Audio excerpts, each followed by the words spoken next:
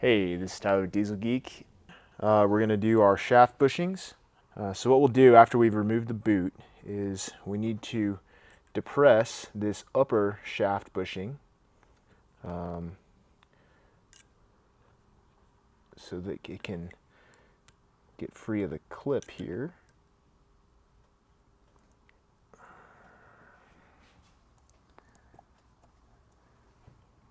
There we go. And we can just kind of wiggle that guy out of there.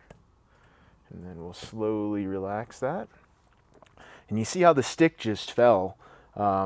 We really don't want to disturb it when it's in the down position, so you kind of just want to hold this up. If you jostle it back and forth when it's down, sometimes the hook can get stuck with the cable end, and it's a little bit of a fiddle to get it to get back to where it needs to be. So anyway, you just slide those off, and then the lower shaft bushing, just usually, yeah. So what I did there is I just let it come down a little bit, and then I just pinched it all together here and just lift it up.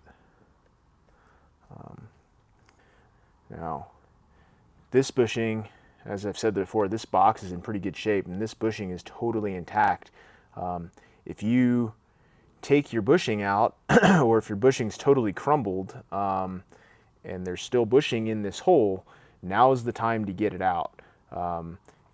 Either flush it with solvent or blow it out with compressed air, or reach in there with a pick, or you just need to get all that old bushing out, and this needs to be clean. And the reason is that our new bushing is hard, Delrin, and you're going to slide it on here.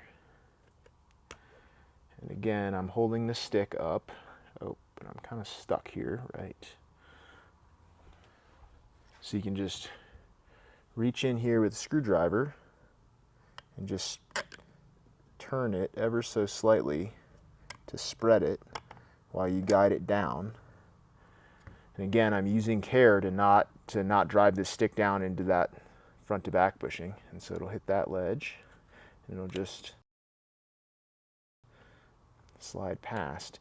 And the reason that getting the old bushing out is so critical is that if you don't, then that old bushing will close that slot down, and it'll bind the stick, and then it'll be stuck down, or it'll be stuck up.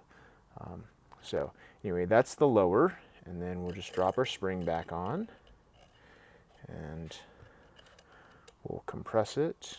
Drop the upper, compress it, and while we're compressing it, we'll just slide that clip in.